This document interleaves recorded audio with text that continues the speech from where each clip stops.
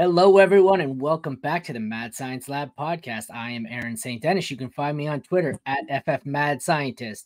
Brought to you today by the combination of the Fantasy Football Universe and the Fantasy Football Advice Network. I'm going to continue on with the 2020 Risers and Fallers series. Today, I do not have a fellow expert on. I have a coworker who plays in my home league. That works as well. Trey, how's it going, buddy? Oh, it's going great. How you doing, buddy? Not as good as you. I actually got to go to work this week. You still off with a knee injury. We to put you on the IR. You what'd you tear in your knee? Yeah, LCL, ACL? Torn patella tendon. Oh, that's worse. That's even worse. Yeah. Okay, so you are not my riser in Dynasty. That's damn sure. Yeah, and going on 43, I don't think I'll be anybody's riser. 43-year-old athlete coming off a knee injury. Yeah, you're my faller. I'm gonna change it. We will get into it quickly. We've got your riser. That is Baltimore wide receiver Zay Flowers. Yes. He's going into his second year. Wide receiver 31 last year, 77 catches on 108 targets, 858 yards, and 5 touchdowns. He is wide receiver 22 on Fantasy Pros, 24 on Keep Trade Cut, and in single QB leagues, he's 39 overall on Fantasy Pros, 41 overall on Keep Trade Cut. So he is a bottom end wide receiver 2 in tier 4 of receivers here on Fantasy Pros. Do you think he's going to rise a lot more? Like, how high are you on Zay here? I like the kid. I really do. You saw a lot. I know what's on everybody's mind is that fumble in an AFC championship game. That's what everybody's thinking of. But you just got to see the body of work that this young man has put together, and I think they understand this offense that is going to allow him to strive. So I'm gonna go out on a limb. I'm gonna write it down, and I know this is gonna stay around. So I'm thinking top 15 for Zay Flowers. I like that. I was a lot higher on him midway through the season. I don't love that he's tied to Lamar Jackson, who doesn't throw the ball at all. But you're right. That playoff game, that was not great. He had the two things, not just the fumble. The fumble I get. The fumble, he was just playing hard. That happens. It was the taunting penalty earlier in the drive where I'm going, oh, yes. He's one of these receivers where you're down in a game and you're taking a stupid taunting penalty. I'm going, oh, tell me this isn't the mentality he plays with. But he looks like he's a good kid, and he looked like he came around. So I see it. Like I said, he's a low-end wide receiver 2 at 22. He is in a huge tier starting from wide receiver 16 to 29. And he seems to be right in the middle. There's a lot of guys where I think you're going to take over him pretty easily. Well, maybe not. DJ Moore, DK, T. Higgins, any of those three? Do you like any, or do you like him over any of Moore, Metcalf, or T? I like. Depends on T. You know what? I like him over T. Higgins and DK. But I think if he came up with DJ Moore, I think I would have to go DJ Moore. That's tough for me. DJ Moore's been on this series before for Risers and Fallers. I don't know. I like DJ Moore. Best case scenario, Justin Fields is his quarterback. I don't know if that's a great scenario. Worst case scenario is it's a Caleb Williams, and as good as Caleb Williams could be, quarterbacks aren't really that great in year one, and DJ Moore's getting up there in age. I think he's probably in the conversation with all three of these guys. I'm taking him over Metcalf for sure. Probably taking him over T, and I think I'm probably taking him over DJ Moore as well. Then we get into some other guys that are tougher to gauge because they're all in a similar age. Like those three were all older than him, but we've got Nico, Rashee Rice, Drake London, Tank Dell, Addison, JSN. So you've got a lot of second and third year receivers. I think it's tough. I like him better than Rashee. Yeah. How about you? I agree. I like him better than Drake London, especially with their quarterback situation. Yeah, yes, 100%. I like him better. I like him probably equal to Jordan Addison. It depends. I like Addison more, maybe if Kirk Cousins comes back. That's a tough one. Who do you have, Addison or Flowers? I would still go. The quarterback situation. But if I had to choose, I'd definitely go Flowers right now. Yeah, okay. I think I take him over JSN. How about you? Yeah, 100%. The tough one here is the two Texans, Nico and Tank Dell. I think Nico's being overvalued. I think he's good, but not this good. Tank Dell worries me because he's so small. Do you take either Texan over Flowers, You Nico know, or Tank?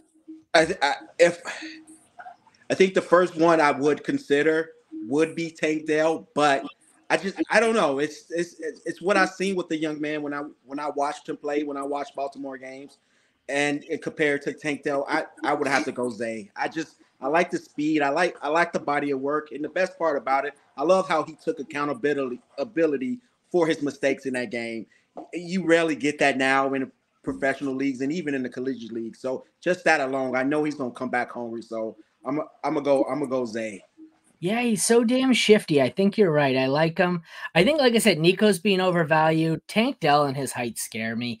I think CJ Stroud is going to regress slightly. I think he's still a good quarterback, but and then they round out the tier here with Debo Samuel, who I'm taking him over easily, especially if I'm not in a must, like even in a win now. I think I'd rather Zay over Debo and Devontae Adams. You Yes. taking him over both? Yes, 100%. And then that'll transition us into who your faller is, the last player in that range, Stephon Diggs. Since he's your faller, I'm going to assume you're taking Zay Flowers over Diggs. Yes, yes. Right. Me too. Me too. It's hard because you know what? If anybody looks at the stats, I mean, you know, any other receiver in the NFL would love to have the Stephon Diggs stats, but it's what you see out on the field. When he first came to Buffalo, you've seen the smile, the excitement, but the last 2 years, it hasn't been there. And the playoff game, the important games that you needed him in, he just wasn't there, including last year's game against the Bengals. I swear you can watch him lose to Casey in the playoffs and you just see his soul leave his body every time. And I think he's done. He looks like he's lost a step significantly, but so we'll transition that to your faller, Stephon Diggs. We'll start with some of his stats, the concerning ones. He will be 31 in his 10th season.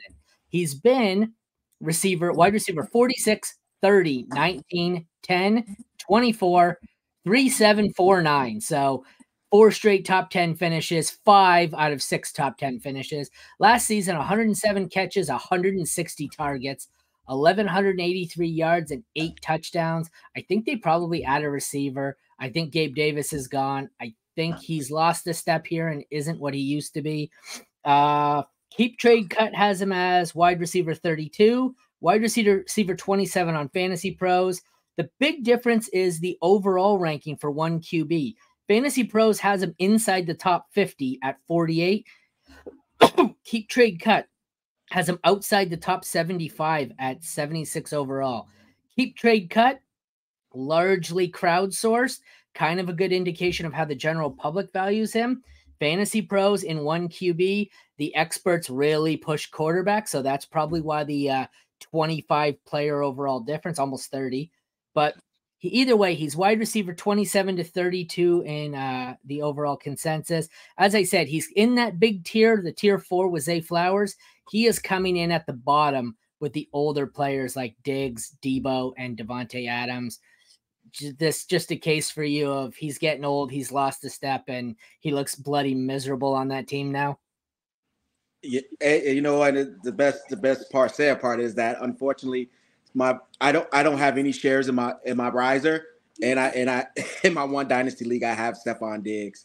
I've had him out there, nobody's biting yet, so hopefully something happens. But yeah, I'm Zay Flowers all the way. Unfortunately, Diggs has, like I said, you've seen those last couple years, they're just not there. And that 31, that's not good. Yeah, I just, like I said, I feel like every time he loses to the Chiefs, you can just see a part of his soul leaving his body, and like he might just be done. And they look like they had some issues last year. I think they're probably going to add someone. I think for the first time, they may actually add a first round receiver. If Dalton Kincaid comes around,